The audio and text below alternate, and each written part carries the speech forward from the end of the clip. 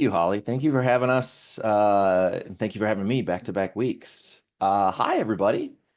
I am Brian, and I just realized the picture I used. I'm wearing a black hooded sweatshirt with a white shirt, and I'm wearing a black hooded sweatshirt with a white shirt, but I can assure you it is a different black hooded sweatshirt with the white shirt.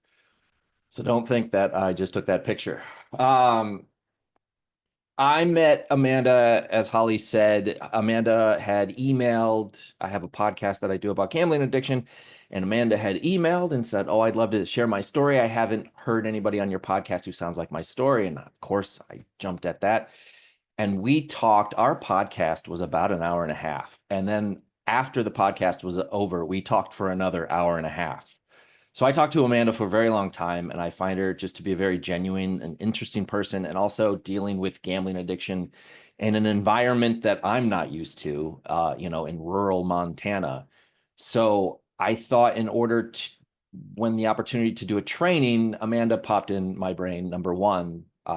So I wanted her to be able to share her story because it is so unique, but also talk about what Montana gambling looks like and why it might be hard to find resources in Montana.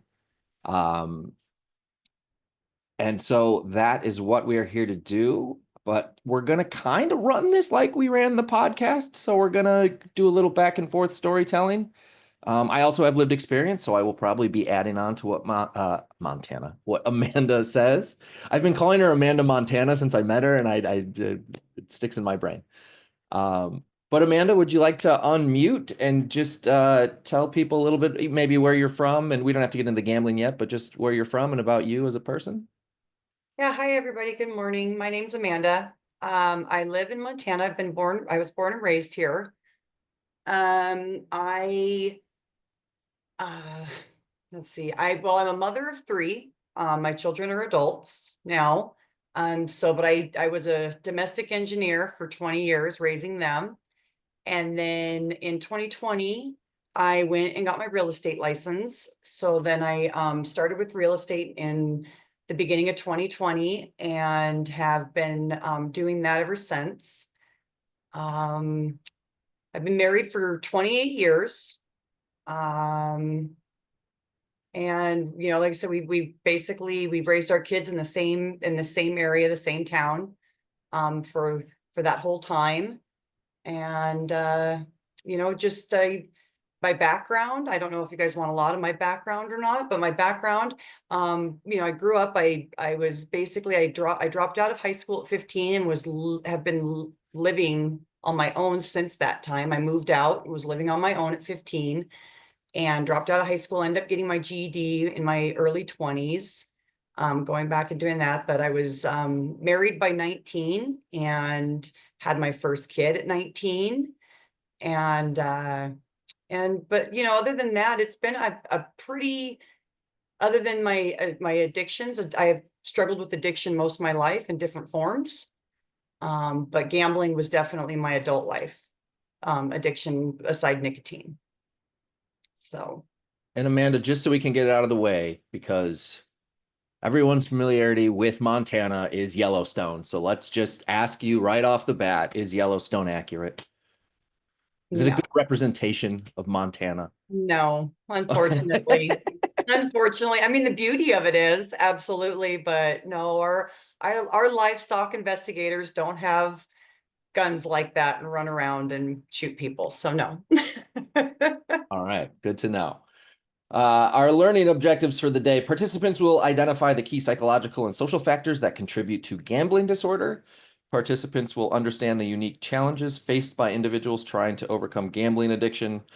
And participants will discuss strategies for providing effective support to individuals impacted by gambling disorder in areas with limited access to resources, such as Montana. Montana does have a problem gambling organization. I've never used them, so I can't speak to their value, but I'm sure there's good people who work there.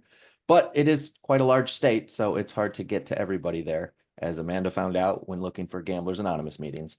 Um, Amanda, let's start with, when did you first place a bet? Um, I can go back in one of my earliest memories to, I guess, there was places we would go with my parents. There was a place you could go and have lunch or dinner, and they had what's called live Keno. And so you would get your little sheet and you'd fill out your numbers. And then while you're eating, you'd place your bet up at the thing. And then while you were eating, the numbers would come across the screen to see if, those numbers would hit your numbers. And I mean, I was probably only maybe 10 or 11 at that time. And I remember thinking, I definitely can recall the memory of feeling like I really enjoyed that. I really enjoyed the anticipation of if my number was going to hit, and the money really didn't mean anything because of course, it was like my parents were putting in the 50 cents or whatever it was. And so that wasn't it, but it was still, I can still remember thinking that would be really cool to win and then get some, money back. And then my mom really did like the horse track, but she didn't do it for the gambling. I think it was kind of a cheap pastime, and she just liked to look at, so we'd go with her when we were kids, and she just liked to go look at the horses, and when she would pretend bet, and us kids would help her, and we'd figure out what horse we want to win. And I can remember that. But the first time I real experience with like the VLTs, the video lottery terminals, as I guess they're called, we just call them our video gaming machines here, was probably about 17 when you can't gamble in Montana until you're 18, but I was 17, nobody questioned it. But I remember sitting at those playing, and winning a little bit. Back then the stakes weren't as high, you couldn't bet as much, you couldn't win as much, you couldn't really, I mean, I suppose you could do damage that way, but not as much as you can now. But you could win enough to maybe, while you're waiting for your food, to pay for it. And I remember thinking, justifying it, thinking that was really neat.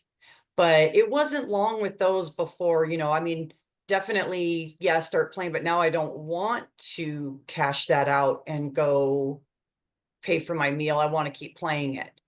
But of course I did. So my early 20s was when things got, the machines kind of amped up a little bit more. They got a little bit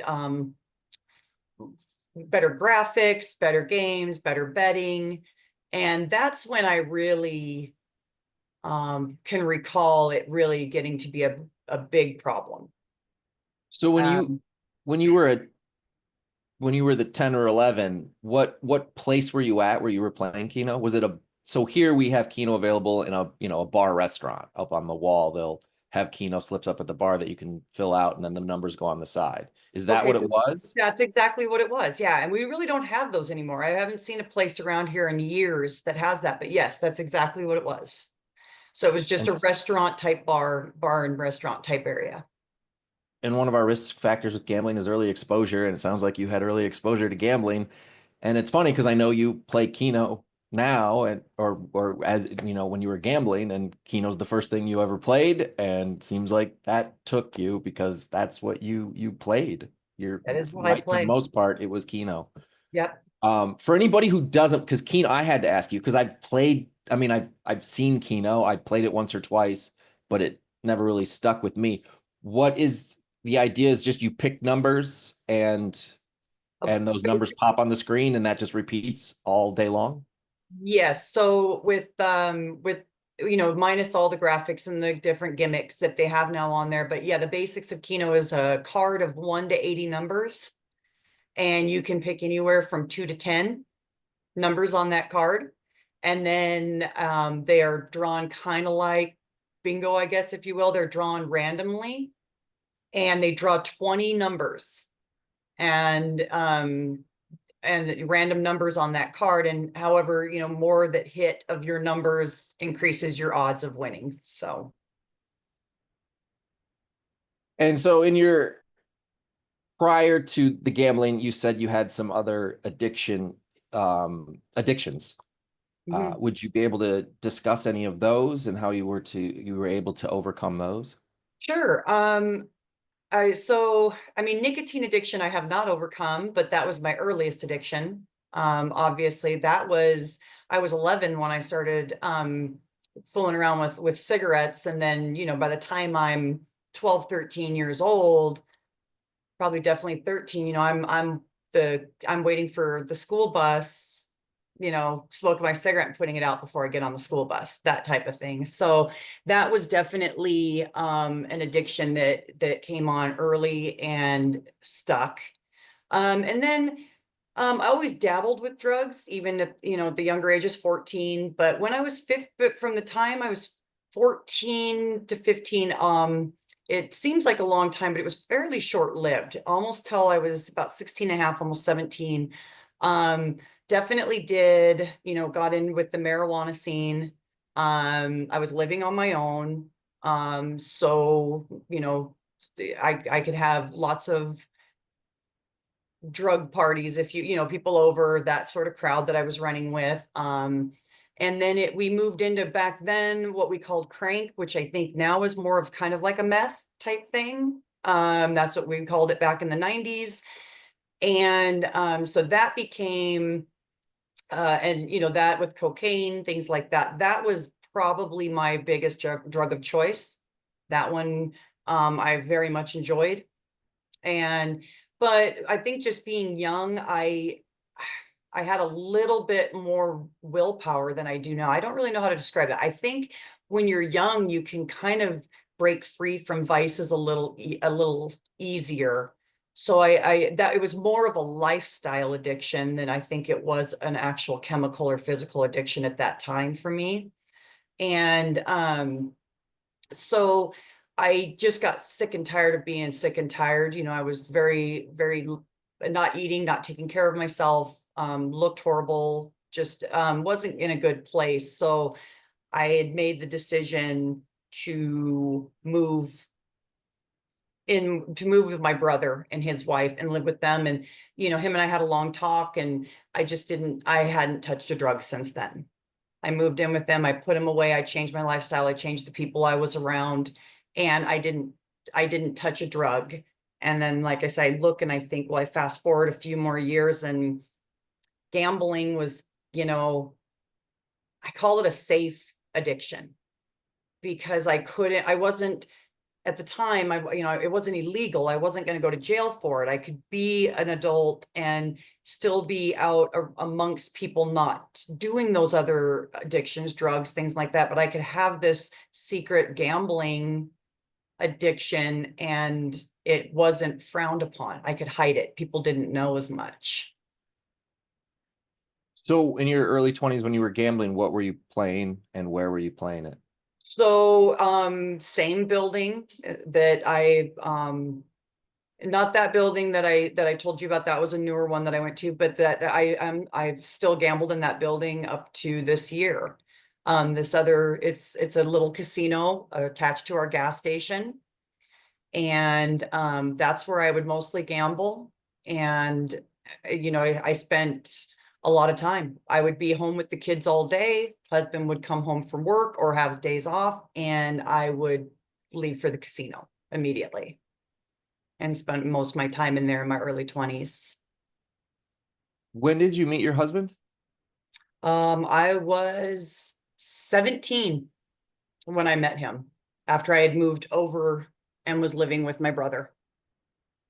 And did he, when you were in your early 20s and gambling, was he a gambler? No, Nothing. nothing. No, no. When we first started, when I was, 18 or whatever, like I said, and, we'd play a little bit while we're waiting for food. Yeah, I mean, he would throw in $5 and could, cash it out at $10, pay for part of his food and walk out the door. And not ever think about it again. And I could do that too, but I was definitely still thinking about it as I walked out the door. I would have rather have stayed. So in your early 20s, when you were playing Keno, you were still filling out the paper form? Nope, nope, they were the VLTs.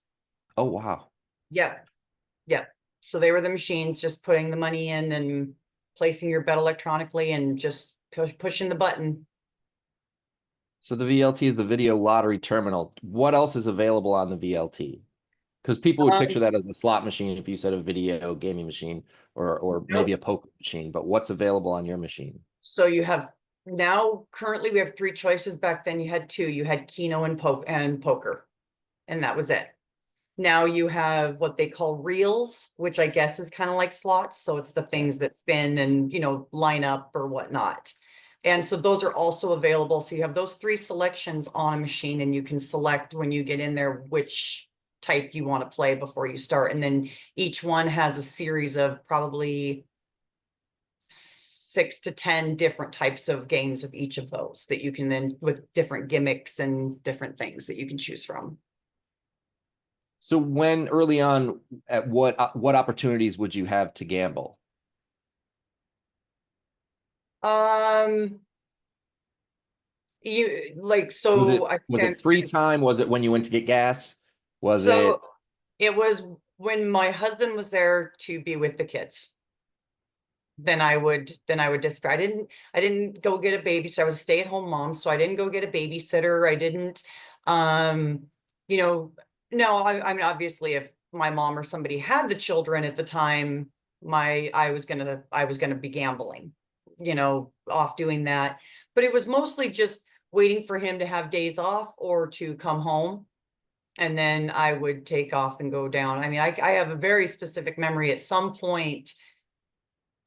I might leave and then, I wouldn't come home till the place closed down. So I can have memories of him one time coming into the casino in just as, late at night, just as sweatpants and like basically pajamas, and just walking right up to me and just staring at me like, what are you doing? And I got so upset and so embarrassed, and I chastised him so hard that he never did anything like that again. He just kind of put his hands up and just stepped back, and wasn't happy that I was doing it, but didn't fight me on it too hard either.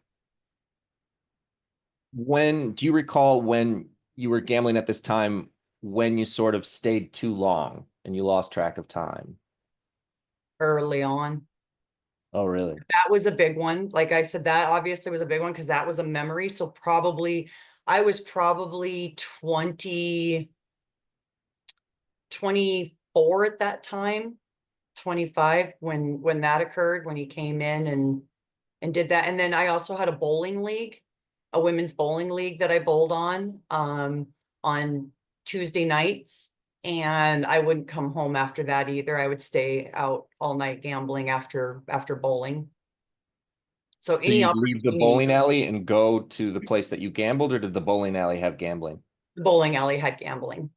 Yeah. So I would normally just stay there. Sometimes I would leave and go to the place I normally gambled, but I would just stay there as well. And so the place that you most recently gambled at and the bowling alley and the gas station, how far are these from where you lived? Oh, just at that time in the same town. So just Oh, blocks. blocks. Yeah, well, small town. So, a town of Yeah. maybe, 22,000 people. So yeah, very small town. But so yeah, just blocks away. Can you give us sort of what to you at least, what does gambling look like in Montana? Because I'm sure it looks very different than here, and I'm gonna share a picture of what I'm going to show everybody the place where you are gambling, well, where you have most recently gambled. And for most of the people on this call, they're familiar with Connecticut gambling, so they're familiar with Online and Mohegan Sun and Foxwoods, these big resort casinos. And so this is where Amanda has been gambling. This, what is that? 4 or 5 store strip mall. And at the Yep. end there is the little slot room. How many machines are in that room? I believe there are maybe 17 to 20. Is it hard to get a machine? It can be. Yeah, definitely. You just got to kind of know the time to get in there and the different nights. But it can be hard to get a machine at times. But usually there's something available, but not, I am a creature of habit, so I have to have my machine open. Is there somebody who works there? Yep. Is it Yep. just one person? No, no, there's several different casino attendants, on different schedules. In fact, I know whose truck that is in the parking lot, what attendant. So, and I know which customers those other two trucks are.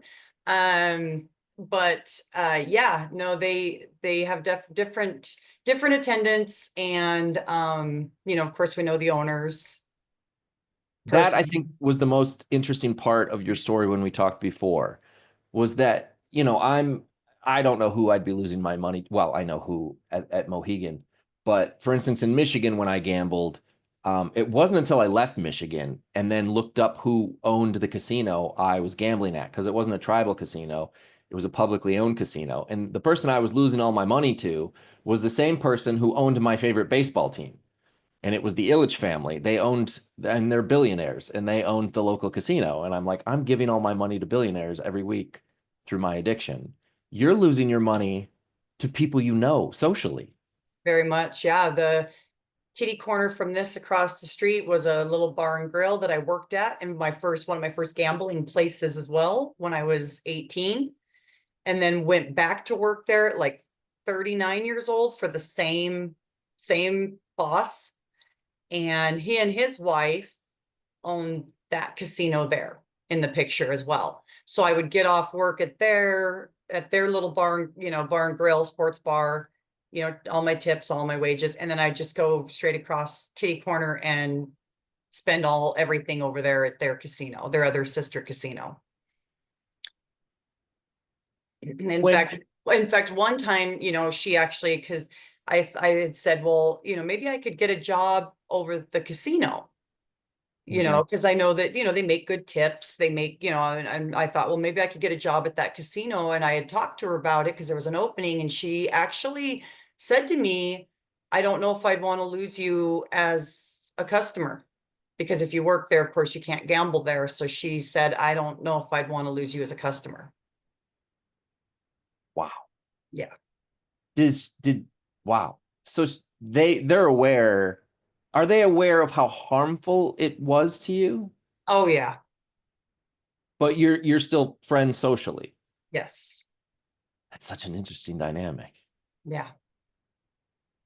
Um, Inside of this little casino, it's funny using the word casino for that. It doesn't compute with. They're all that's all you see through Montana is just signs that say casinos. So when you see that, that's what it is. Is alcohol served in there? Yes. Beer and wine. And I know you said there was no substance use. Did you use alcohol? Is alcohol on your radar? Not really. Never been. Okay. So you're not drinking while you're gambling. You're not using substances. It's just gambling and nicotine. Yep.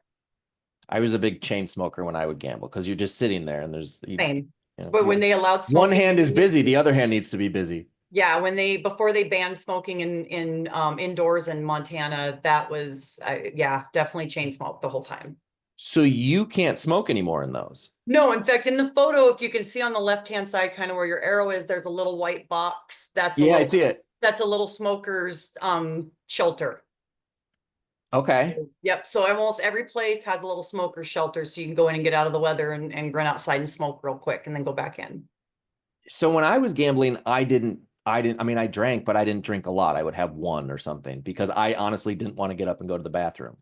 How, I mean, you want to smoke a cigarette, but you also don't want to get up, I'd imagine. Do you find yourself smoking less because you don't want to get up? Okay, so you definitely smoke less, but one thing I found in a few times I've been in big resort casinos or bigger places, I always said, how do you save your machine if you want to go outside and smoke? Or what do you do? I mean, this is small town Montana, so I could leave my wallet sitting on my machine and run outside and smoke a cigarette and come back in, and not even think twice about leaving my personal belongings there. We have little reserve signs. So you just set your reserve sign on your machine, and then you go out and do whatever you need to do.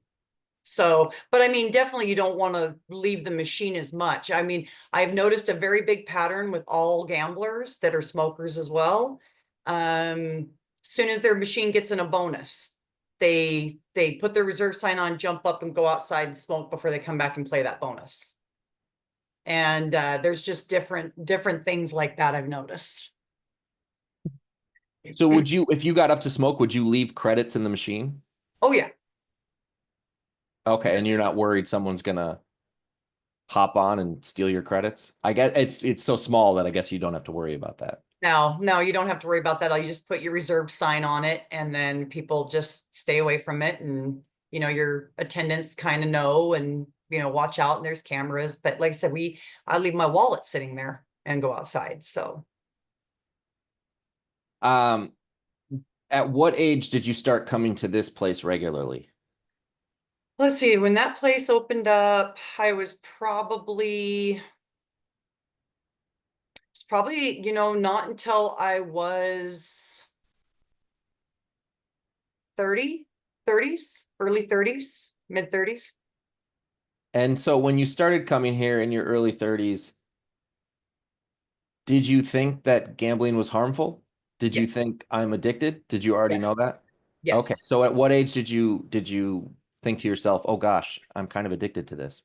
My first GA meeting, after, hitting I mean, I'd hit many financial rock bottoms. I'd had many, I've always been in charge, even from the very young age of our finances and my husband and I's finances. So, I just paid the bills or didn't pay the bill. So lots of late house payments. That was the biggest thing, is not having the house payments. So going 30 days past due on house payments and then having to play catch up. That was in my 20s. And so I think I was trying to remember exactly when my first GA meeting was, probably around 2004 or 5 was probably my first GA meeting. It went well. I ended up getting my year coin. Okay. I'm still trying to remember though. I think I might have cheated in there one time and didn't tell anybody, but I still got my year coin, if I remember correctly. Um, What were the but circumstances that you decided to go to GA? What happened? I remember just another time of gambling everything we had and all the money in the account. Bills weren't paid, house payment wasn't paid. We could go $750 overdrawn on our account. They would let us go that far.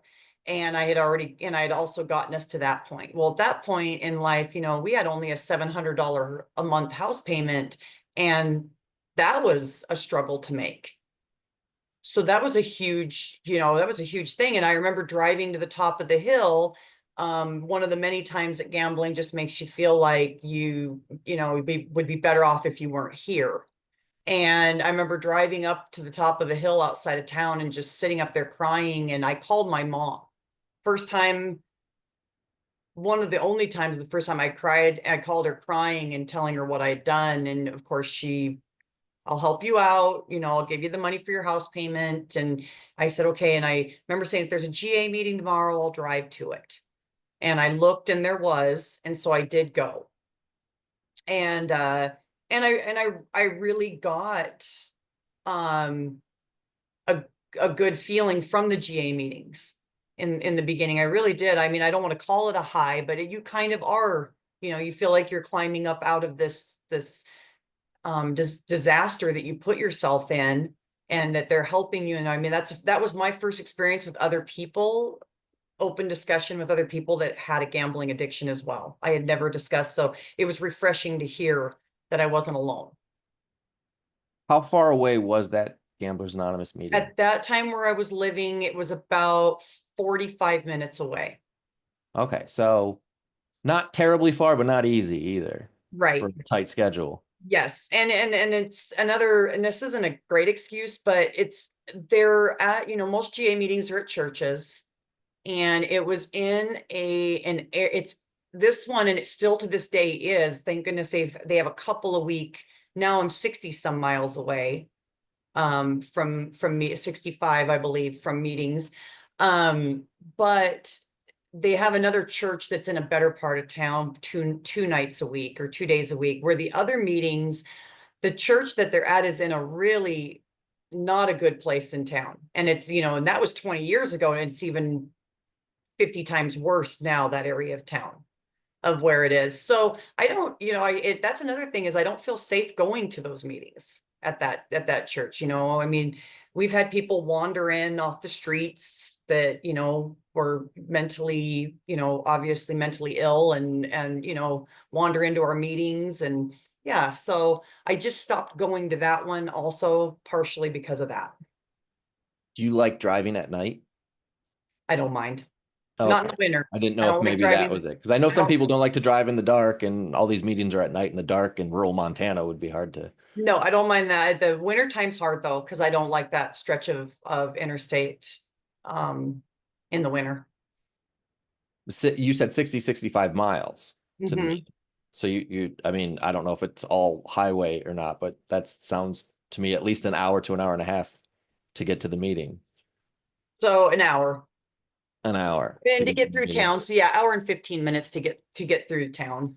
So you're a lot. So you're allotting 3.5, 4 hours for one meeting Yes. you need to go to, which is, I mean, if you have to go, you have to go, and it's good for you, but that is a big chunk of time. Granted, everybody who I'm saying this to has lived experience is like, well, you committed that chunk of time to gambling, you can commit that chunk of time to recovery. I see Janice nodding. Um, Amanda, I have to go close the door because there's some noises coming through it. Would you just tell everybody a little bit about your husband? And maybe I was fascinated to learn what he does for work. And I mean, he sounds just like a gem of a human being and really a loving man. So would you just tell him a little bit about that? I'm just gonna go close this door. I'll be right back. Sure. So my husband is he is 10 years older than me. And he works so in our community, this is a mining community where I'm at. So there was a large platinum and palladium mine. It is actually the only one in North America here in our area up in well, the beautiful mountains you see behind me. So there it's up in there. And so he's been, since I've met him, he is a miner, hard rock miner underground. And so he works really hard. They're, you know, they're 12-hour shifts. At times it was 7 days a week, 7 days on, 7 days off. Sometimes it's 5 days on, 4 days off. Um, rotating schedule. So you work either day shift one week and then the next week you're working night shifts.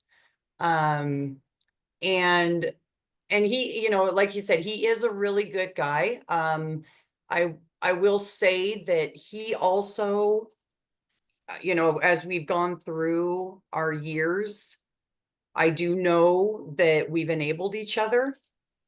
You know, he's given me slack on my gambling. He was the breadwinner, made very good money. And we don't have a lot to show for it, and that would be 95% of it is my gambling.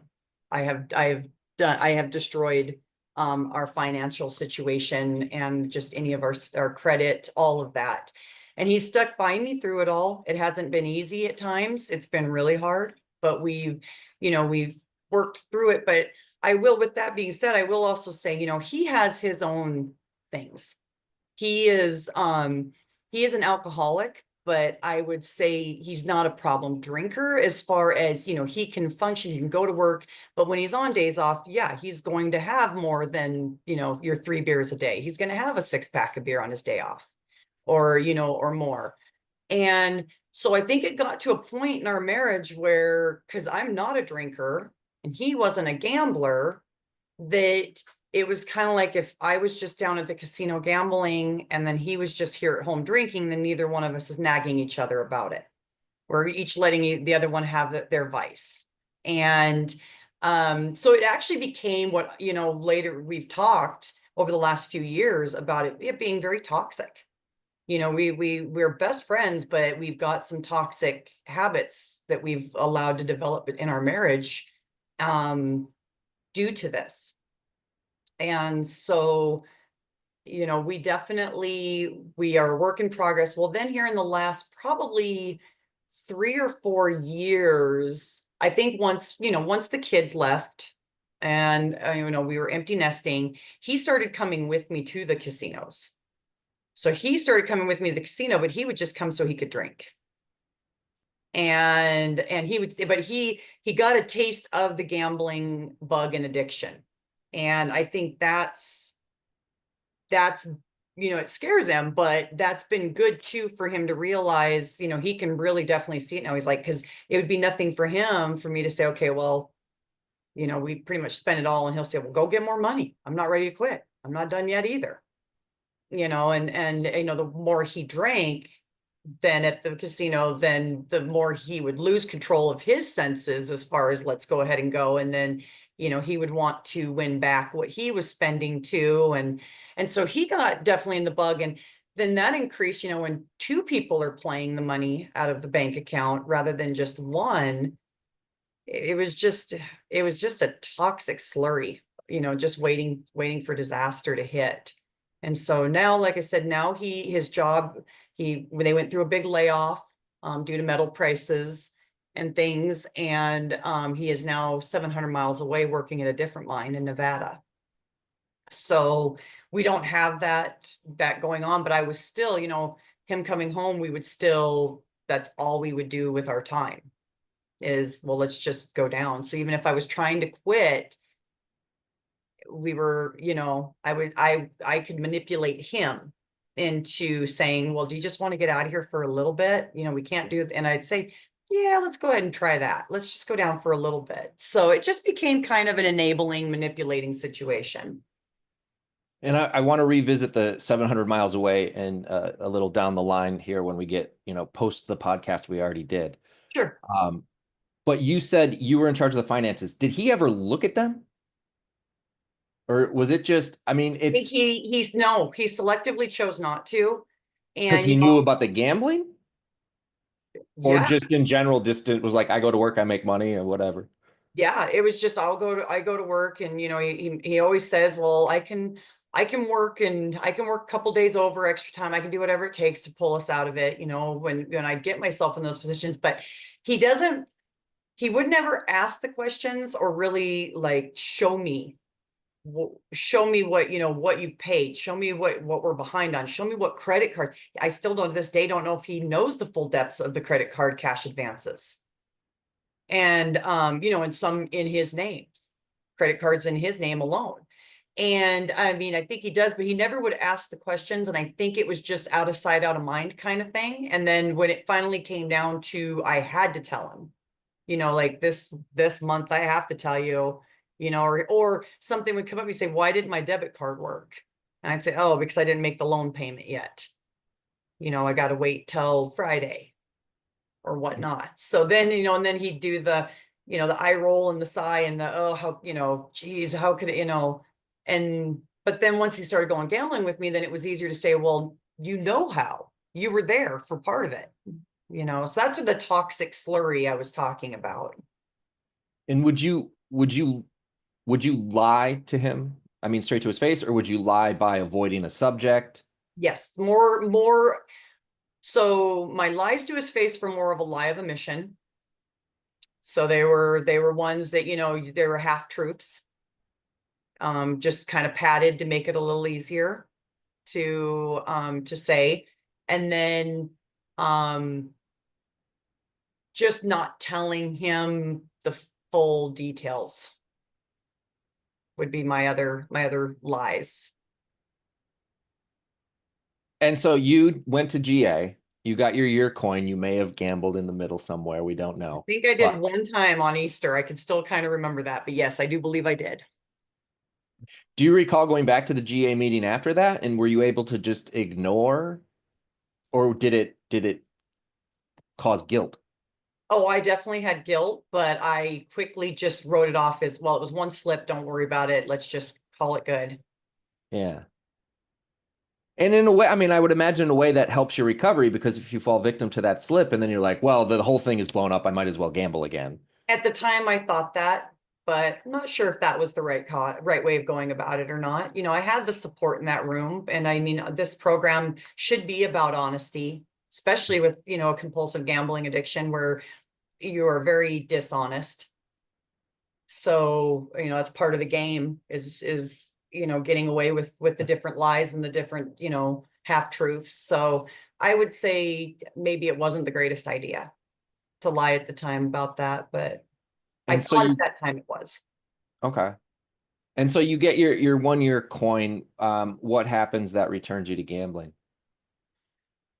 So back then, I've had lots of abstinences over the years and then going back. I don't call them recovery because I was just abstaining. I can Mhm. look back and see that now. At that time, I don't remember exactly what led me back to it.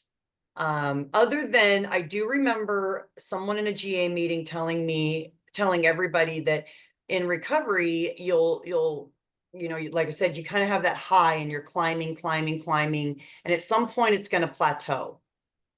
And it's just gonna, and that's where it's gonna be the hardest, because when it plateaus like that, you don't have that high anymore. And that's where you really have to just keep doing the work to maintain and just stay on that plateau. And I didn't. I think that's what I did, is I got complacent thinking maybe I didn't have the high of the not gambling anymore and that rush of feeling good about it. And so I was on that plateau and I just thought, well, if I should know now, I know better now. If I've gone over a year without gambling, because I think at this point it was probably 13 months, 14 months. If I've gone that long without gambling, then I should be able to go in and control it. Um, Amanda and everyone else, we are going to be moving into some more emotional topics. And so Caitlin, who is my supervisor at the council, always likes to mention self-care. And so if you do need to walk away or take a break, please do so and take care of yourself. But also, I want to take a quick moment and see if anybody has any thoughts or comments or questions for Amanda or myself at this moment in time. And just in case, I don't want you to forget them by the end, or anything that sticks out about her story, or maybe a risk factor that you identified that we did not mention. And if not, that's okay too. You can put it in the chat or you can just unmute. Good morning, Brian and Amanda. Hi, Jen. Thank you so much for putting on this presentation today. And yeah, I just wanted to check in with both of you just to kind of ask, how does it feel, talking about all of these memories and, just everything you've gone through in a public forum, how is it feeling to share all these details? Amanda, would you like to go first or? Sure. I think it's important for me, Jen, to not, when I talk about him, to not disassociate from, like talk about it like it's just a character rather than myself.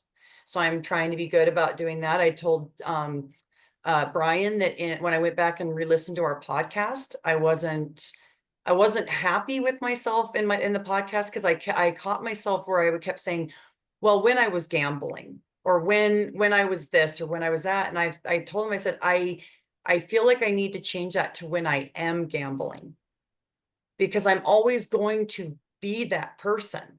I wasn't that, I mean, I shouldn't talk about that compulsive gambler necessarily in the past tense, because she'll always be with me at some point. So talking, that's what I'm trying to make sure that I don't come across where I'm disassociating. I want to stay kind of more in the moment and stuff. So Brian, did you have anything with that? Jen, I have a podcast and I work at the council, so I'm constantly telling my story. So to me, telling my story, I enjoy being able to throw in little anecdotes when I can relate to somebody else who's telling their story. So when Amanda tells it and something pops up and I can add to this, but because I tell it so much, I fall into this groove of kind of telling it. So I don't think emotionally it sticks with me. I think in front of people in a live situation, it comes out a lot more because more emotion comes out when I'm telling it in front of people. But that's why I love talking to people like Amanda, because they have a completely different situation that they were gambling in, but I hear similarities between myself and her and all these gambling things. And I think, Amanda, that's initially why you reached out, because you mentioned yesterday when we were prepping for this, those earlier episodes of the podcast when I was telling my story when it was raw, and it's not raw for me anymore, that you identified with some of my gambling and just some of the behaviors that I had. A lot of And same idiosyncrasies for sure. yeah. Um, we did have a comment, Amanda. did you have any roughness in your marriage due to the gambling, where you were concerned for your marriage? Um, yes, but it was always on my part. So, my husband is always, I mean, I don't know what I could do to get him to leave, to be honest. It's just that's just the way he is. But it was always on my part because I didn't feel worthy of the marriage. I knew the damage that I had done. I knew what I was creating. And this has been decades of that, 2 decades of that turmoil of feeling like, telling him just, gosh, I wish you'd just leave me. I wish you would just leave there, you would be off so much more well off if you would just leave me. And then, you don't have to worry about any of this stuff. And he, like I said, he would always say, well, that's not going to happen. That's not going to happen. I believe in you. I have faith in you. At some point you'll get it. And so, like I said, I don't know if there is and then I guess the same thing, because like I said, I'm not a drinker like he is. So, I don't like I absolutely despise when he's drunk. So, and so then he goes and drinks, and then I'm thinking, well, I'm never going to put up with that again. Not like it happens all the time, but when the times that it does, it's more than your average person. So I'm like, well, maybe I'll just leave him. And then I don't know, we're just best friends. We just can't. I always said if we do divorce, I get to keep his friendship in the divorce, because Well, that's just, that more than anything, we're just best friends. So I guess we just go through and we've been through some serious ups and downs, aside from our addictions that should have broke most couples. well, thank you both for your comments and questions. Anybody else? All right. Amanda, would you tell us about your kids, and did they ever find out about your gambling? Or when did they find out about your gambling? Not sure when they found out. I mean, I'm sure they're smart enough, kids, even when they're younger, know when mom and dad are, we lived in a 900 square foot house, 2 bedroom, 1 bath with 5 of us, 3 kids in 1 bedroom. And so I know that they heard us fighting, they would hear us arguing, they would hear us fighting. And we've never been, we're in such a small house. I was like, well, we're just going to all have to deal with it. It's part of life, and fighting in a marriage is part of life. Arguing is part of life. And so I know they heard it, and I know they were aware of it, but I don't think they really knew until probably their teenage years. And even then they really don't know, but I'm a very open book with my children. We have very big communication. It's huge in my house that we have open communication. There isn't much that they keep from me, and I don't keep much from them. So we have so I know for sure that they always knew that there was something that mom was, there's a reason mom's gone. Oh, at night, mom's down at the casino. But I don't know if they understood what a gambling addiction was, just that mom was at the casino and that's where she goes. But now as they got older, into like getting closer to college, later on in high school, of course, I've had talks with my youngest boy about, and my daughter both. But my youngest boy, we've had talks about gambling, and I've told him, what it's done to me, and, to be very careful out there, and to not, fall into that trap. And, we've talked about the addiction. My daughter has a bachelor's degree in psychology now. She's 25 years old. And, just 2 years ago, I was, she had to do her addictions class, and I was her subject. So, she sat down and asked me all the personal questions and all the things, and I answered them openly and honestly. And so she knows, and she absolutely despises gambling because she's seen what it's done to me. I've had open talks with her about what it's done in the financial situation, and she's witnessed it. So, even like if her friends are all out and they're like, hey, let's go throw a couple of bucks, and she won't She absolutely won't even, she'll just stand there, you know, arms crossed and just wait for it to be done and then leave. She just will not, she's, you know, scared of it and despises it. So, so no, I've been very open with them. My oldest boy, it was, you know, he passed away before I had that chance to really, you know, but he knew too. Would you share the story that you shared on the podcast about him About Chance? when he passed away and Yeah, what you happened? know, that's kind of that day, it was April 13th, 2016. Um, and he a month shy of his 19th birthday. And we had a great morning. I had some stuff to go do. At that point, my husband wasn't working at the mine. He had taken a 1.5 year break from there, that much needed one after 30 years. And he was just doing a simple job driving propane trucks. So I had gone and was helping out a friend who was an accountant with taxes. And we got done, and him and my son, I knew was going turkey hunting that day. He was on his day off. He was out of high school and he was going to go turkey hunting, and he'd been doing that for a couple days. And I hadn't heard from him, and which I thought was kind of odd. But so my husband and I, after work, both of us met up at that same casino you see in that picture. And we, you know, he had a couple beers. You know, we sat there and played. Well, he left. I think I won a little bit. And so he says, hey, no, this is before he really was into it. So he's like, I'm just going to go home. And he's like, but you could stay, you know, and finish up what you're doing. And he says, but I'm going to head home. And I said, okay. So he got home, and it wasn't, you know, wasn't too much longer. I had got maybe an hour, maybe not even an hour. I had gotten a phone call that somebody thought that my son had been in a car accident. Again, small town, small local community. And so as they were telling me this, you know, I thought, okay, my phone rang, and it was my husband. And he said, he confirmed too, that my brother, who lives in this area and also works at that mine, that he had called my husband and said that our son had been in a car accident. But nobody had said a severity of it. Nobody had said anything. I have always preached seatbelts with my children. So I didn't really think, you know, you hear of a car accident, you just think, okay, not a big deal. We'll get through it. Maybe some bumps and bruises, you know, we can do this. So I told my husband, okay, he says, well, I'm going to go meet up with your brother, and then I'll let you know. And I thought, okay. So I sat at this casino.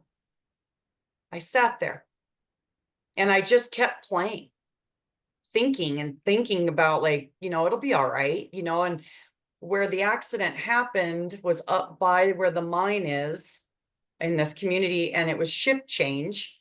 So lots of traffic from the miners and stuff. And one of those was my brother coming home, and everybody pulled over because they could see there's this huge, you know, scene.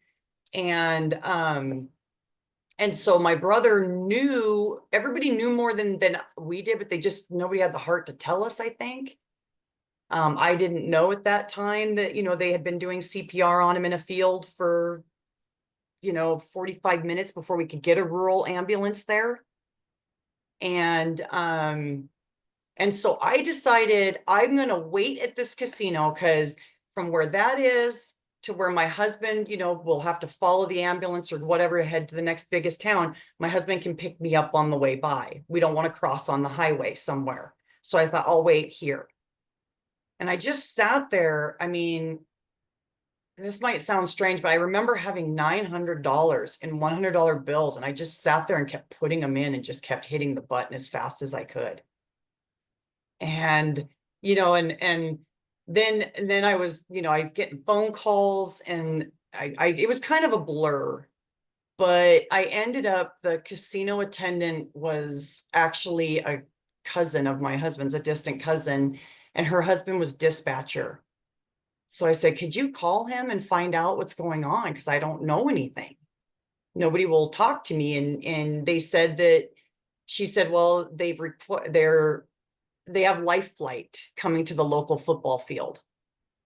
And that was in our next town, 15 miles away from where I was at this point. And and so I knew it was bad. I knew, okay, ooh, you know, we're prepared for some surgeries and things like that. And then he ended up, she ended up telling me that they were requesting the family at the football field and that she was going to give me a ride to the football field 15 miles away, because that's where my husband apparently already was. Well, when I had contacted my brother, I said, well, where's Chance, our son? And and all they could tell me was he's working on him, which I thought that meant putting IVs and getting him on the helicopter. Nobody said they're doing CPR. And unfortunately, it's a blessing in disguise, because you know, I look at it like I have that guilt of, you know, I was in a casino when my son laid in the field and died. But so you have that guilt, but at the same time, I didn't have, if I had come home, I would have seen things that I don't know if I would have survived seeing. The stuff my husband had to see, you know, his lifeless body and things like that happening, you know. And so I think it's a blessing, but it's also very hurtful that that's where I was, that I have that memory. You know, my car sat, you know, in front of that casino for 3 days till somebody went and got it for me. And I remember thinking, gosh, you know, everybody saw me down there. Everybody knew that's what I was doing, you know, when, you know, they didn't know the situation of how I didn't know exactly what was going on, but it's still small town and that's where I was. So it's just one of those things where, you know, it stopped me in my tracks. And I, you know, and of course I had to, you know, it's not like I ran to gamble right afterwards, you know, after that accident. It took some time, but I did eventually go back. It wasn't enough, you know, I eventually went back and hid from it. So Thank you for sharing that. I know it's a hard one to talk about, and we talked about it on the podcast and we talked about it yesterday. And so thank you for sharing that. And I'll say thank you for sharing that, because I dealt with grief in my gambling as well. I had 2.5 years of not gambling and I was great. And then my dad dropped dead one day, and just it wrecked my brain. But I went to a GA meeting the day he died, because I knew gambling is what I do to feel good. Gambling's what I'm gonna do to self-medicate through this grief, but I don't want to gamble. So I'll go to my GA meeting. And that worked for 2-3 months. And then where my guilt comes in is that my dad basically shouldn't have died in the hospital, messed up. And so we had to sue the hospital. And this little light went off in my brain of like, oh, I can gamble. I'm going to get money. And so I used his death as an excuse to gamble, both to feel good, but then also as a reward that I'm going to get. And it's just so gross and sloppy. But I can't imagine, you know, what you feel from that. But grief is such a terrible thing to have to deal with. it is in a situation like that. I'll just recap. It's a survival. So the beginning part is just surviving. And so, you know, that's what I mean by, it's not like I ran to a casino to escape that grief right away, because you're not grieving, you're surviving. And so I survived, and I wasn't gambling, but then 6 months to the day after his accident, I'm diagnosed with breast cancer. So then I have to as I'm trying to heal from just coming out of survival mode into grief and trying to heal, I now have to go back into survival mode again and put my grief for him on the back burner. And I always find the blessings and I'm something to be grateful for in everything. So I am grateful, because I really did focus on me, and I really did focus on surviving and being a better version of me and living like a mortal, like somebody that, like, you know, yeah, you are mortal, so you need to start living like that. And I did really well. And then almost a year later, I'm cancer free. I've gone through everything, has every blessing, box has been checked. And I get to the end, and then I decide to start working at that bar, that bar restaurant, that sports bar that was kitty corner from that casino. And I thought, well, they called, asked if I could help out. I said, sure. So I started working there. And then the next thing I know, I am running across that street to that casino because I never healed from my grief. I was just surviving. And then I got to the end and I remember thinking, I just want to smoke cigarettes and I just want to, I was being so good for a year. I mean, eating everything right and doing everything right. And then I just wanted to not be told and not have to do that. I'm like, can I have a cigarette? Can I just go over to the casino for a few minutes? I just want it back.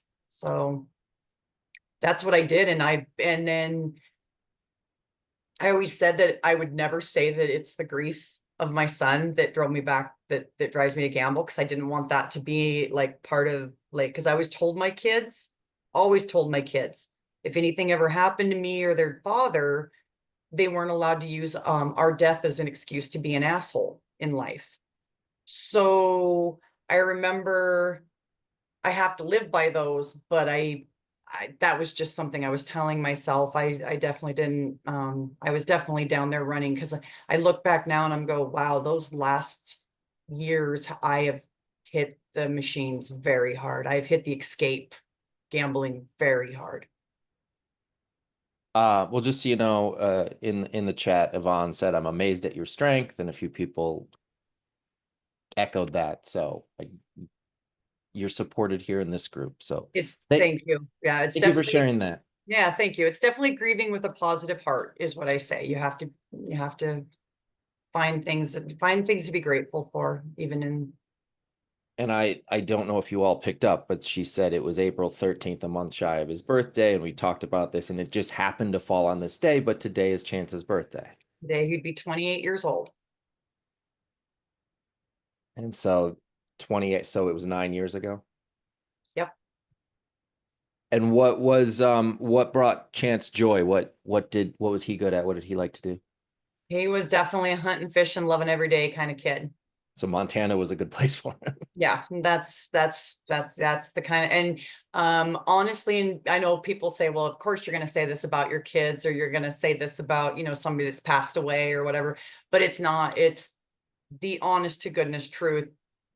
He was ahead of his time as far as this world would have eaten him up. His heart was, he had a heart of gold. I mean, from the time he was just a little kid, he was just too good for this earth. He had an amazing heart of gold. So he was a very good kid. Well, it's a weird transition to make, but gambling entered your life again. Yeah, full force. And so can you just sort of walk us through that? Did you have times of reprieve? Did you seek out help? Can you walk us through the next few years after Chance's passing? Yeah, so since about 2000 and late 2017 into 2018, I would say is when things really ramped back up for me. And like I said, the escape, starting my daughter in the middle graduated in 2017. And then my youngest graduated in 2020. So in between then I was gambling pretty heavily. My youngest boy didn't really require much attention. I mean, my daughter had me running with sports everywhere, even through college. I mean, she was a, varsity starter in 3 sports. I mean, she just had me running everywhere. And I loved it. And I was always, even through my gambling addiction, things like that came first. I didn't miss a game because of gambling. I may have been pretty close to running late, but I didn't ever miss a game. I might have pushed it till the last second, but I didn't ever miss anything from my kids. So I think once they kind of didn't need me anymore, then of course the escape. And after reflecting and self-analyzing, I will say, I know I'm obviously not diagnosed or anything, but I know that now that I have what I would call a savior complex. And I think a lot of women in gambling, or that's the only addiction I'm really familiar with as far as other women, I think we all kind of have this to a certain degree, but mine is a very strong savior complex. Been that way since I was a child. Wanted somebody to help me, but I never had that help. Wanted somebody, to make me feel comfortable and welcome, didn't have that. So for like my kids, my husband, people, my family, my mom, people close to me, if you tell me that you've got an issue, I am not going to let you suffer through it at all. I am going to suffer myself to make sure that you're okay. If my children were to call and, most parents would say, well, if you forgot that, too bad. I know whatever I'm doing, I'm dropping it, I'm finding it, I'm running it to them. I'm making sure that if I had to drive 200 miles to make sure that, because they forgot, an overnight bag or a comfort they needed for something they were staying, I'm going to drive it there and I'm going to make sure they have that. And so I think that was a lot of my gambling escape, even when I still had kids at home, because when I was gambling and escaping from it, I didn't have to try to solve anybody's problem. I didn't have to try to help anybody or do anything. I could just sit here and hopefully nobody bothered me. And I could just, breathe, even though it's crazy because it causes so much stress and so much problems. But that was my escape in my mind, that I could just veg out in front of that and not have to think. And then as the kids started leaving and they weren't needing me as much, then it was, I would just find other reasons why because it just was like, somebody just leave me alone. One of my most peaceful times was, believe it or not, after my son passed and my cancer diagnosis, people did leave me alone. People didn't bother you. They didn't ask anything of you. They didn't call you with their problems. Everybody always wants to call me with their problems, which I get now because I will go to the ends of the earth to try to help solve them. But the people weren't doing that. And it was a very peaceful time in my life. I wasn't gambling, but as soon as I started showing those signs of going back, out into the world, working this and that, everybody just kind of started coming back and I just started running away. Funny you said that you will go to the ends of the earth to solve other people's problems, to help other people, but you won't give yourself the same grace and care. Because Right. it's easier to help somebody else than it is yourself. Not the same care at all.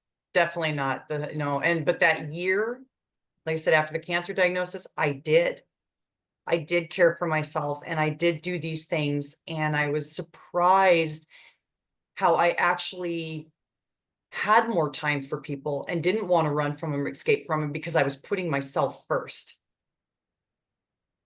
So Did you ever go to therapy either for the gambling or for talking about your son or for any reason? Did you try therapy ever?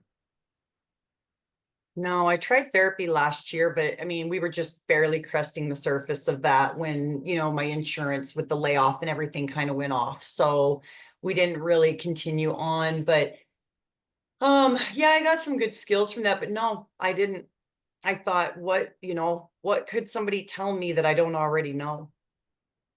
I've always thought that, like I already know it. We do So have therapists on this call. Be careful. no, because I know, now, I'm kidding. I'm no, kidding. I know, but now I actually see it differently. Like, but for years, that was my mentality is, I could sit here and self-analyze myself all day. I know what I'm doing. I know, it might take me a little longer to get there and realize, okay, maybe some boundaries need to be set, or you do have a savior complex to, to the extreme of almost being harmful to your kids. Thank goodness it wasn't too bad, but could have very well been, didn't allow them to solve their own problems. But I think when I have gone and seen a therapist and things like that, it does, like some of the videos that she gave me and some of the insight and just being able to talk about it, it's like, yeah, I know, but then she would say something, I go, oh, I never thought about that. So, but for my gambling alone, I have not seen a therapist for my gambling or my grief. Either one alone, I have not.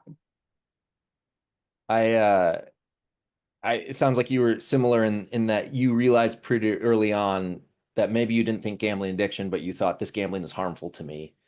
And I 3 months in, I knew I had a gambling addiction, but my excuse was I'm too young to have a gambling addiction. It didn't compute. Like that's not. I just started. I can't have an addiction already. But I knew, and I'm a big believer that the gambler themselves, they know. They know. They might not. Some people are unfamiliar. Like, oh, gambling addiction is actually a thing that I can seek out help for. They might not make that connection, but we know. I knew pretty early on. Sounds like you knew pretty early on. But we continue to do this harmful thing, not to answer our big wide question of this entire thing so early, but why do you think it's so hard to stop gambling? And to your point, to enter recovery and to kind of put it behind you, but also feel good again. So I think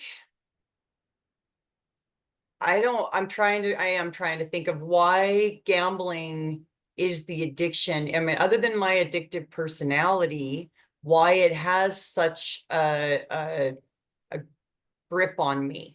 What it is about gambling and what it is about that has such a grip. I think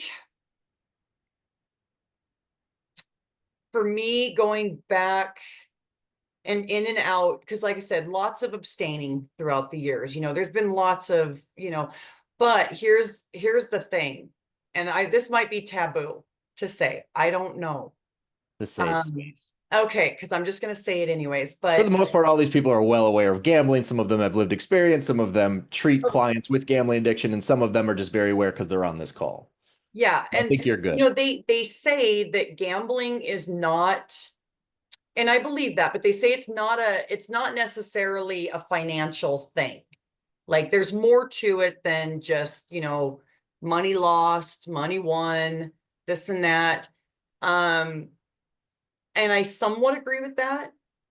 But then I also say to myself, all the times that I have abstained or quit gambling, every one of those has been at a financial standstill, like where I completely, there was no means financially to continue gambling. I had gotten, that was the rock bottom, if you will. And so almost every time I've ever quit is due to that. And yes, it may have lasted just the 2 weeks until payday came again. Or I went in and I did some GAs and I did my things like that. And it lasted, months to just over a year at a time. But every time it eventually got to where the money built back up, the funds were starting to come back. And I call my addiction, I call it's a con artist in my head. It feels just like a con artist conning me every time. And so no matter how much time I have in of abstaining from gambling, it will convince me, something will convince me that I can gamble like a normal gambler. No matter how much I say, no, you can't. I've been working the program. I know I'm powerless. I know I can't do this. And it's like, but you can. Who says you can't? That's the voice that always comes in and says, who says you can't? Who says you can't gamble like a normal gambler? I mean, you don't need to listen to all these addiction experts and people like that. I mean, you could be that one that breaks that mold. You could be that person that finally has the tools to say, oh, I was a compulsive gambler, but now I can gamble normal. And so that con artist, that conning, lie to myself constantly. And I just, willpower, I didn't have the willpower to fight it. I just didn't want to. And so eventually I would say, yeah, I'll go do a test gamble, go down and see if I can, go in with just an X amount of money or an X amount of time and leave. 100% has never happened. 100%. I have never done it. I have never been able to do a quote unquote normal gamble. It has the minute I walk in, I disassociate. And literally, like I don't know who, I become a whole new person in there. My husband's even said, you can see the eyes change, everything changes. And I sit down and when I leave there, then I almost snap out of it. Like, who was that back there? I knew I didn't have that kind of money. So the taboo part is the financial part of it. I do believe that's a huge part. Sometimes I wonder to myself, if I was independently wealthy and never had to worry about that, what would my gambling look like? Would I want to quit? Would I stop? So when you say, well, why is it hard to stop gambling? It's hard to stop gambling for me when I have money. When I have what I consider extra, or whatever, or any money, because it doesn't have to be extra money. I'll spend every last bit of whatever I've got. And then some. So yeah, I feel like it really is, that's part of the reason why it is money. So what do I have to do this time now that I'm in recovery is I have to change my relationship with money. And I have to see it not like monopoly money, not like it doesn't, like it's just, oh, here it is. I have to change my relationship with money. I have to change my relationship with finances. I have to change my relationship. But, at the same time, I also have to work on myself. And, there's obviously an underlying issue as to why my addictions and why I gamble and why I want to escape. And I do believe that's the savior complex. And I believe those biggest thing I can work on is boundaries and setting safe, healthy boundaries for myself, which I will eventually get to what I do, where I do that. But in the meantime, why has it been such a struggle for me to quit gambling is boredom is what I call it, and just straight addiction. I just want to go down there and do it. That's what I want to do. My last bet I placed was on April 26th. So I'm like 12 or 13 days, which is a big deal in the gambling world. For me anyways, it's a very big deal. This time I feel really good about it. Better than I feel different than I have the other times. This time just feels like it's sticking a little bit better. And I wish I could tell you exactly why. But all I can say is I think it's what, Brian, you always say to people, just keep coming back. Just keep coming back. And that's got to be very frustrating for counselors or people who are helping people with addictions, because you're just like, oh, can you just get it together this time? But I'm here as a testimonial to say that I personally believe me going back to gambling, coming back in, abstaining has led me to feeling the way I feel this time in what I'm actually calling my recovery. This time I actually feel like I'm recovering. So I feel like I'm actually there. And so I think it's a lot of every time you relapse, every time you do this, you gain tools and you gain different knowledge. And I think that's what's helped me this time around. Let's hope that that's what it is. I feel it. Well, that's good to hear. And that I think plays into when I said your husband's 700 miles away, but you said boredom. Like my husband's 700 miles away. You, But I hate that excuse as well, Brian. Sure. I do. I hate that. I absolutely despise the boredom excuse. It just But it's realized true. I used to call it settling. Like can I just come home and settle?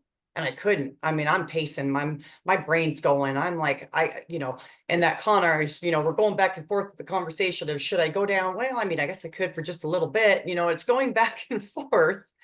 And then I finally dawned on me after, again, like I said, you go back, you listen to things, you hear people, maybe this is where a therapist comes in and helps you say, it's dopamine. I think I'm searching for that dopamine. I'm searching for something to fill that void. I thought I was so it's not necessarily boredom. I'm just searching for that. And that where Jeff just asked me, is there something that you're passionate about separate from gambling? Yeah, Jeff, I have a lot of things I'm passionate. I really do. I'm very creative.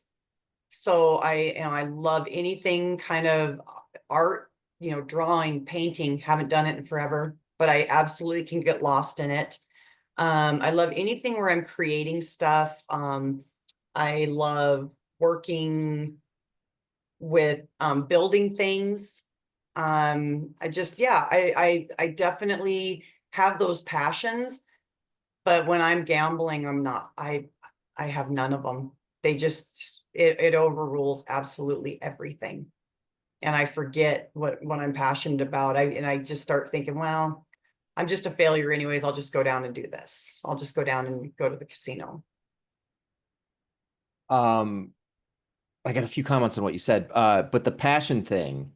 So in my early, I told you this during the podcast, but in my early 20s and stuff, I did stand up and improv. So I was on a stage, and being on a stage was the only thing that rivaled gambling as far as a high, as a good feeling.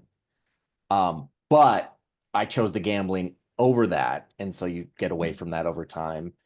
But I loved that. But I also, I don't know. I don't know why you used in your teens, but I feel like I was probably a depressed kid, but undiagnosed. I never dealt with my mental health till I was 39.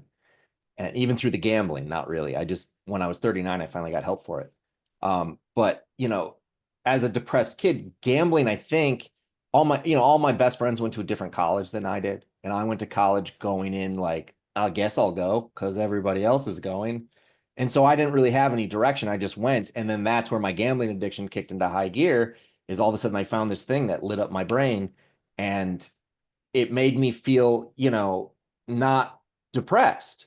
And then it would slowly cause more depression. And I know, Liz and Melody, who are on this call, talking about the baseline of you're up here and then you're down here, and then your high is now lower than your original high. And slowly your baseline declines as to what feels good. And soon you're gambling just to feel normal again. And that's where my gambling kind of get to. Like, I remember just going, it used to be like, oh, it's Friday, it's the weekend, I feel good, let me go to the casino. And then it became quickly, I don't want to go to the casino those days because there's a lot of people there and I want to hide, and I want to go on a Tuesday morning or at midnight so nobody can see me. And it no longer was about special occasions to gamble. It became like Wednesday. It's Wednesday, let's gamble.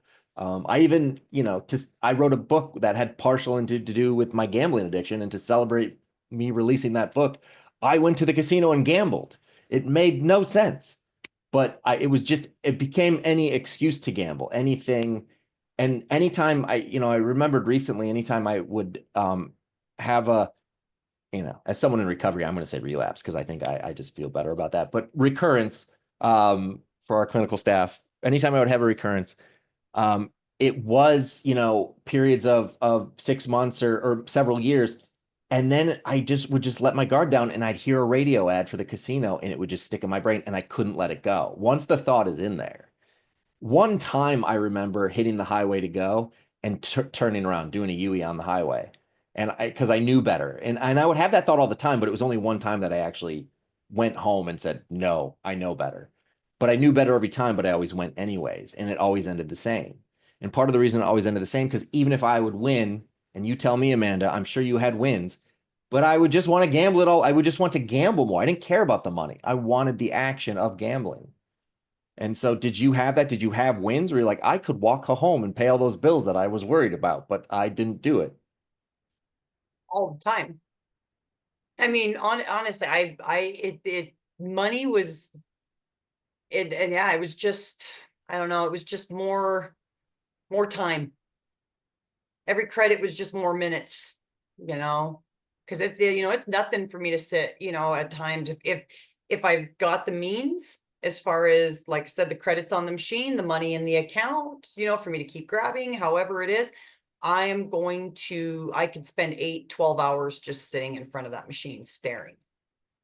I've ruined my eyesight. I really have. Honestly, I have.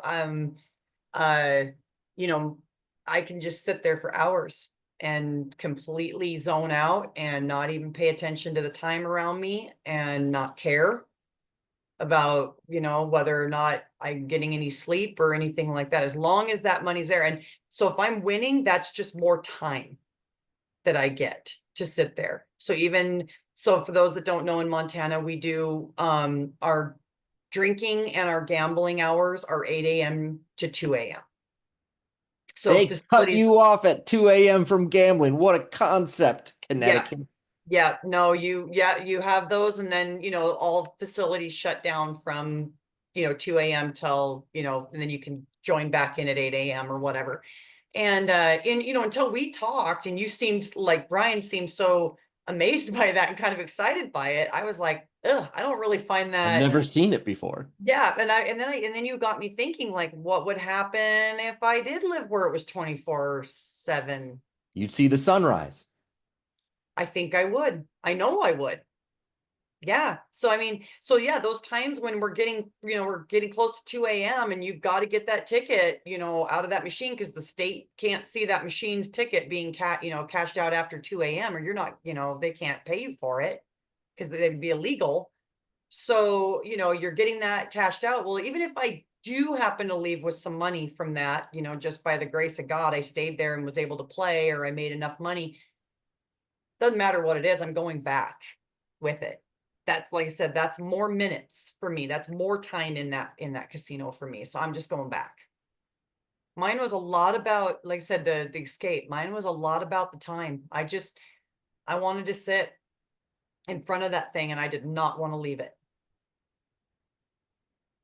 I do. I mean, I had to be cut off by myself, by my own, and it was always because I had no more means to gamble. Yeah. Whereas if someone cuts you off, you might save a few bucks. You might save that mental anguish because you have time. And so I You think it's a wonderful you do, concept, but and I'm it's amazed still, by it. but as a gambler brain works, I'm gonna win that back. Don't cut me off. Right. Don't send me home because I've got so many hundreds of dollars in this machine tonight. I need to get it back. So, that's the other thing. So then, there's been those desperate times I'm back at 8 a.m. so that nobody gets on that same machine that maybe because small town, they saw me that night, put that much money in. So now someone's going back the next day to get on it and see if they can get, that money out of it. So yeah, so I mean, that's definitely, gosh, it's such a vicious cycle. And you mentioned you have another couple that you and your husband, you didn't mention during this, but on the podcast, another couple, and there's been trips to Reno or maybe it was they wanted to go to Vegas, but you didn't go to Vegas, but there were trips to Reno with this other couple. So even socially, I never got brought in. Once or twice I got brought into gambling socially through people wanting to go, and I'm like, I'll go. But you had people that you would go with on these trips, right? And go gamble.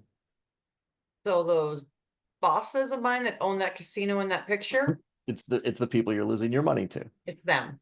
Yep. And I hope they foot the bill. well, my husband golfs with him and his wife, my boss from back in the day or whatever. But like I said, we're friends, but Mhm. she likes to gamble. So it was a great thing where we'd go to Deadwood, South Dakota, which is a little cute historic gambling town. And they had good golf courses and stuff. Guys go golf, women go gamble. And then we all meet up later and just go around and gamble. And so, and I will say what makes this kind of important to my story is this is probably one of my biggest relapses is this exact situation. It has happened to me numerous times where that's where I get angry because I ruined that fun. I guess I believe there's only so much gambling a person can do in a lifetime, and I've used up mine. Um, and then some. So I ruined that fun. That is a very fun thing to do for a normal person. For somebody that isn't completely pickled like I am. That's a normal thing that you could just go and your husbands go golf and the women go play and it's so fun and we had a great weekend, go home, go about your daily life. And so and I felt like I was putting my husband out of those fun times too. And so every time that in the last probably 5 to 6 years, especially that I have relapsed or gone back has been due to me running into a situation when I was abstaining from gambling and that arose and said, if you were normal, this would be a lot of fun. This would be why can't you just go do this? And then I would, start convincing myself I can do it. I can be normal. And then I get down on myself and then the shame and everything else, you just start getting down on yourself. But then, so every time I caved in and went and did it. But the funny thing is, very rarely did I go do it in that moment. I would say that moment would pass and then I'd say, oh, I'm going to go try it because I screwed that up. That would have been a fun weekend getaway. What else is there to do for adult entertainment? That would have been so much Yeah. fun. So So you mentioned where you're at today, but where we met was in August, you stopped gambling again. You made a conscious choice to stop gambling again. And then it was, I think in September, you reached out. I don't know when exactly you found the podcast, but you reached out and said, I would like to share my story. I would like to do that. What made you want to share your story? Did you think it would be helpful to talk about it? Is that where it came from? Or was it simply, I think what you kind of said in the email was, I have not heard my story on your podcast, and I would like to hear somebody talking about what I have to say. that Or too. both. That too. I definitely, when I'm listening to lived experience, I can relate with most forms of gambling, but I kept, nope, not this person, going to your next one. Like, is there somebody out there that has something a little bit more like me that sat in casinos for that long? And I thought I was probably the worst of the worst when I contacted you. I thought there's no way anybody has, put themselves in this damage that I have done financially. I know in recovery or whatever, you're not supposed to talk about the money. They say, the trigger and this and that.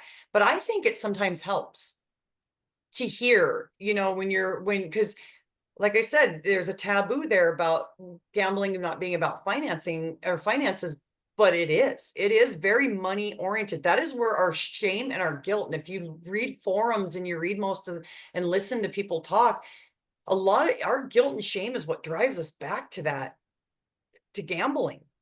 And it's not, there are some guilt and shame because you weren't there for maybe a family event, or you weren't there for this, or you weren't present. But I would say a big majority is your guilt and shame is from what you've done to yourself financially. It's part of our survival is finance, having money and being able to do those things. And it's also been kind of taught to you that that's could be part of your prestige too, as to what you've got, and when you're down there just completely ruining every ounce of it. And then, like I said, then I don't know why guilt and shame can lead you, the guilt and shame you have over something can lead you back to doing the exact same thing, only worse, but it does. It's a big factor in going back and not stopping. And so we did the podcast together, and we had a 3-hour discussion. We talked to each other for 3 hours. We stayed in contact a bit. I ended up referring you to Jeff Wasserman, who works at the Delaware Council on Gambling Problems, runs an online gambling support group. So not GA specific, but also you mentioned GA meetings are an hour away. And I said, oh, here's a resource where you can log on Zoom and do this. And I mentioned to you, and I think you already sort of knew about Christina Cook. And Christina Cook runs a group. She has a podcast as well called the Broke Girl Society, but she also has a Facebook group with that. And of that Facebook group, they have 2 or 3 meetings a week geared towards women in recovery. And you said you've enjoyed those meetings a great deal. The online support group you have been to and you try to get to, but you don't always go. And sometimes there's a dynamic in there that doesn't work, but you've discovered these new options sort of these new online meetings where you can go and be a part of a community. And so that sort of leads us into, does anybody in the room have any treatment ideas or resources that you could mention to Amanda that maybe we didn't mention, or perhaps she wasn't aware of? Because we do have more resources here in Connecticut that we are aware of than in Montana. And so does anybody have anything they would like to offer up, anything treatment wise, or maybe a plug for therapy of it is a good thing. It does work. I've seen it work, or any other resources anybody has that they'd like to mention. And of course, any other comments anybody would like to make at this time or questions.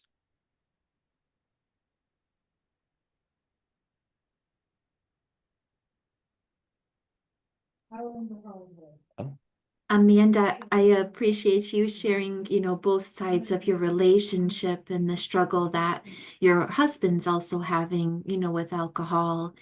And I wonder, I can hear so much in you, the loved ones of alcoholics, benefit from Al-Anon. And then on the other side, I know there's Gam-Anon too.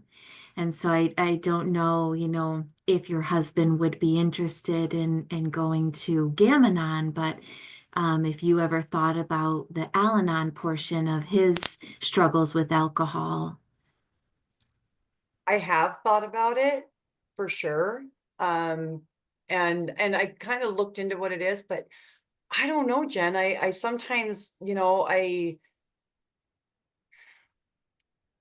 I guess, until he's willing to, I mean, it's not like he's not willing to admit it, but it's like any addiction, that fear of like putting it down and never doing it again and never having it. So until he's willing to do that, I think, what am I gonna, I don't know. You're right, Jen. Yeah, I mean, I'm with you on that. Like, because I'm picturing myself in that meeting, and it would help because, like I said, I don't like, can't believe I'm with an alcoholic. I despise a drunk. I don't like to be around him at all.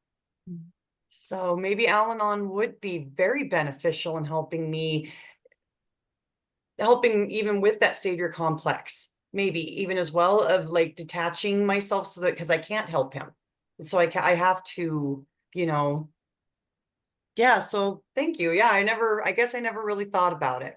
Yeah. I guess I just thought Al-Anon was maybe for an alcoholic that had already admitted they were an alcoholic and was doing their AA. Right. I mean, the Alcoholics Anonymous, is another great option for him. But you, as the loved one, trying to live your life, regardless if he stays sober or if he is sober or keeps drinking, it's a very hard life to live. And, I can share openly, my mother, I'm an adult child of an alcoholic, and my mother never found recovery. And she died 2 years ago.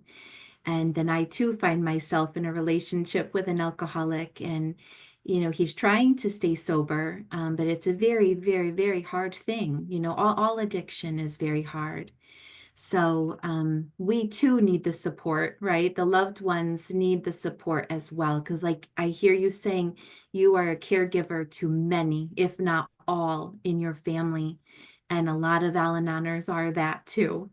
So yeah, just an option, just a thought.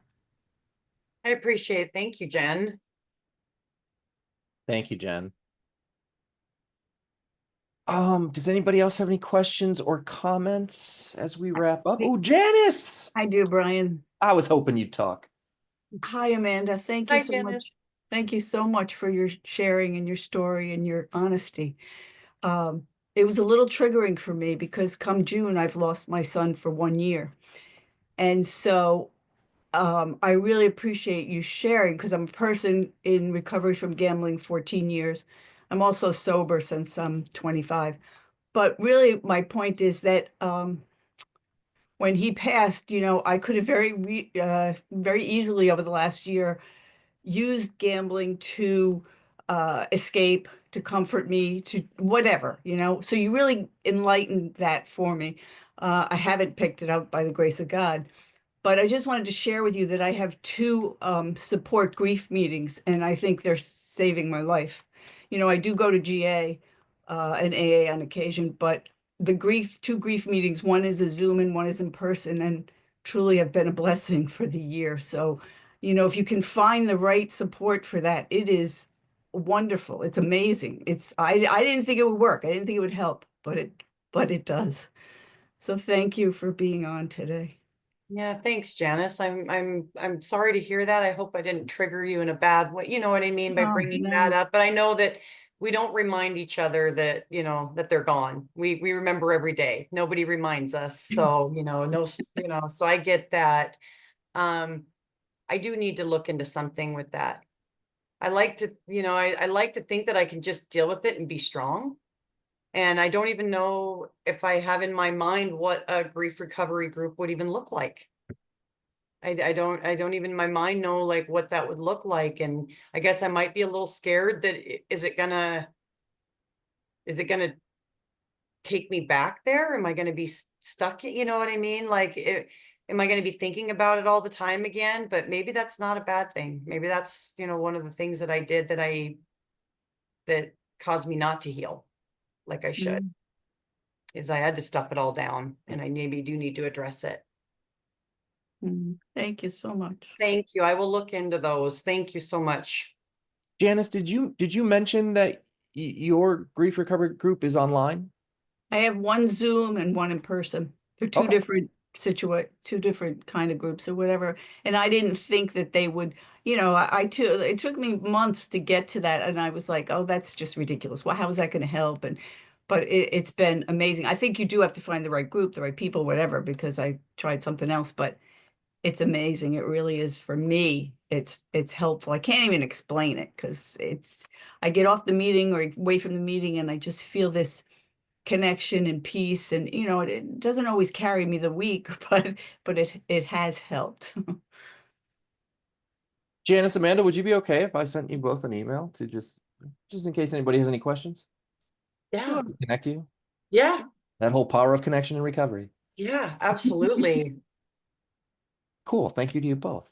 Holly mentioned art therapy could be a good avenue. Also, I should mention you saw that. Sorry on that, Holly, I just replied back, but yeah, that is, my daughter has an associate's in art and a bachelor's in psychology, and she wants to be an art therapist. So funny that And you then I said. should say the training evaluation is in the chat as well. If you could fill that out for the clearinghouse, they would appreciate it. Oh, okay. I might have to kind You of don't guide have me to, on how to Amanda. do that, you guys. I see it now, though. Okay. It is an evaluation of our training, Amanda. They will. Got you. Got you. They will. Although I'm sure you could fill it out and be very lovely to us as well. And Joe said, thank you both for sharing your experiences. I work with the YMCA's Youth Gambling Awareness Program in Ontario. We work with mostly youth and young adults, but do talk with parents often. Is there any things you found especially helpful when having these conversations with your own family that we could maybe suggest with caregivers? I really appreciate your vulnerability throughout.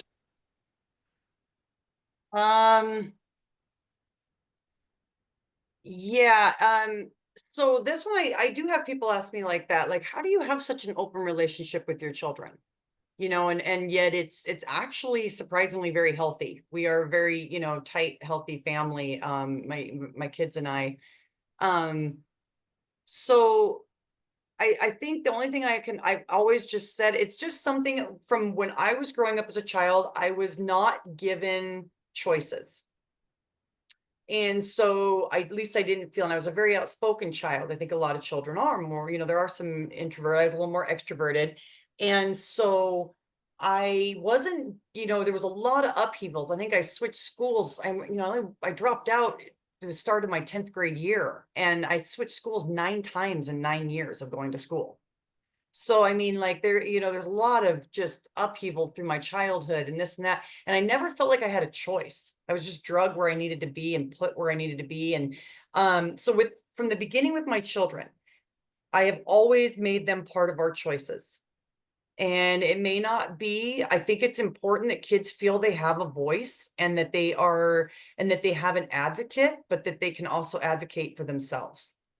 So for me, when I raised my kids, it may not have been like I just let them choose whatever they want, but we're going to talk about it, and I'm going to set out some choices, and then we're going to discuss them, like, what's the best option here? What do you think? And then, like I said, again, full honesty. One of the biggest things that parents can do with children, I think, is when a children does say something, or you hear something, or you see something, is not to overreact. You have to stay in that moment and say, and never put yourself above doing something that your child maybe has done or is confessing to doing or whatnot. Always say that this, could I have done that? I mean, if I had a cell phone now back in my day, could I have, maybe done not the most appropriate things with it? Absolutely. I could have, I suppose. I'm not going to tell myself I couldn't. So I always would, I would try not to have a shocked face, and then just be real, well, let's let's talk through it. What can we do here? Let's, that probably wasn't the best idea. I mean, I can give examples if you want examples, but, things that my kids and, that I've dealt with over the years. But I think that's the biggest thing is communication, being an advocate for your children, letting them know that you have their backs, but at the same time, letting them advocate for themselves when they're talking to you. As a parent, you're not perfect. Do not get defensive. When your child tells you that you've done something wrong, listen to them. Maybe you probably actually did do something wrong. You're not perfect. And maybe apologize to them and let them know that you're not perfect. And that, and then discuss with them what you could have done better and what they could see that, that's part of what I mean by them having a choice. So sorry if I got long-winded there, but I'm a very, Jeff, that is one thing I'm passionate about is advocating for children because I didn't have that when I was younger. So that is something. And I would just add that my daughter's 6, and I definitely see a lot of my own gambling behavior in my daughter through when we go to arcades, and she doesn't want to play video games. She wants to play the ticket games that you win prizes and claw machines. And also she has started watching on YouTube people playing games like Roblox and stuff that have gambling like stuff in them. And she will soon want to play those, if not now. And so I will be having a conversation with my daughter about gambling addiction someday because she needs to know. And of course I can't hide it because there's. And do you get scared when you see that, Brian? No, I'm not scared. Because it's better than it being hidden to me. At least I know I do have to talk to her about this. She's too young now to really understand, I think. But eventually I will have to sit down and say, hey, guess who daddy is? Yeah. And then just briefly, Jeff, this will be, I think, the last thing and we'll wrap up. Jeff talked about forgiving yourself for and to release some of the guilt and shame. I have guilt and shame from 2 things, not just from relapses, but 2 things. One, what I talked about with my dad, and 2, I stole money from a good deal of money from my grandfather. And before I could confess and tell him, he died. And so that I carried for a long time. And I used to break down in tears whenever I talk about him. But as you can see, I'm not breaking down in tears because I have sort of dealt with that. And I don't know if it necessarily came from forgiving myself. Like, I don't think I actively forgave myself, but I think it came from, at least I'm trying to do better. And both my father and my grandfather, if they saw that I'm trying to do better and I've put in an honest effort to that, I think they would forgive my actions in the name of, in either stealing or in the name of gambling because my dad died. So I have dealt with that, and it really, time was the healer for that on me. And also realized, it takes my mom to be like, Brian, your dad would be so proud that you're doing what you're doing now and not gambling away all your money. And I used to roll my eyes at that, but now I really appreciate that she says that to me because it does mean something. And I think it is true. I don't know if you have anything on that, Amanda. Well, actually, I just was reading it and I was shocked because, when you asked me earlier about like, well, have you ever had therapy? And I thought, oh, no, I think I can kind of handle myself or whatnot. But then I'm reading that and I'm thinking there are things that, I didn't realize, like, yeah, the guilt and shame is huge for me, and how do I get to that place? Well, I've never looked at it like forgiving myself. I've only looked at it like, how do I get to a place where I don't have guilt or shame anymore? Or where I can not let the guilt or shame drive me back down there. And, that don't look in the rearview mirror, keep looking forward. How do I get to that? I never thought about it like forgiving myself. So that really, that's almost making me tear up because now I really want to be able to dive more into that on forgiving myself for that rather than just trying to forget about it or release it or whatever. I just never looked at it like that. So thank you, Jeff, on that. I appreciate that. That gave me a new perspective. Holly? I want to thank both of you for being with us today and being so honest and so vulnerable and sharing with us. I think everybody learned a lot, and we are greatly appreciative of your time spent with us. And I think we're all set. If people have a chance, please do the evaluation. I'll be sending your certificates within the next couple of days, and there'll be the link to the evaluation in there as well.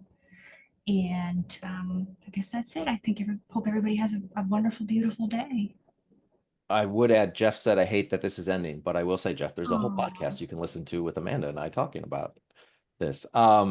thank you all for being here for this. I think it's important to share lived experience stories, and it was so nice of Amanda to do this and be so vulnerable. And now it's the second time we've done this, Amanda. And I will just put in a quick plug. Janice and I had the privilege of attending a recovery retreat this weekend in Connecticut for people in gambling addiction recovery. And it was incredible. I think experience for all of us who attended. There were I don't know, 35, 40 people in total, 35 people in total there. And it was just a really great weekend. And I think it just goes to show you, like, sometimes we think, get them to the 888 number, you know, get them to the helpline, and then everything will be okay. And people in recovery still need help because we're always at risk for something. And so it was really nice to have a weekend where we made a lot of connections, and people from all different walks of recovery were able to come together and discuss recovery. And so it's something we hope to do in the future. And honestly, after this conversation and Amanda, your story and your impact, I think we would love to have you at the next one we could, you know, if we get to do it next year. I'm hoping we get to do it next year. I'll work on my flying. Oh, Don't well, just fly. start driving now or walking now. I can do that. I love road trips. So thank you, everybody. Honestly, thank you so much for listening to me. I hope I was able to help in some way. I always feel like I ramble. So hopefully you're able to kind of get some things in there as well. So You were very clear and concise to me. So thank well you done. all. Thank you guys And very hang much. out for a minute, Amanda. I just want to check in with you for a second. Okay, sounds good. Thank you all.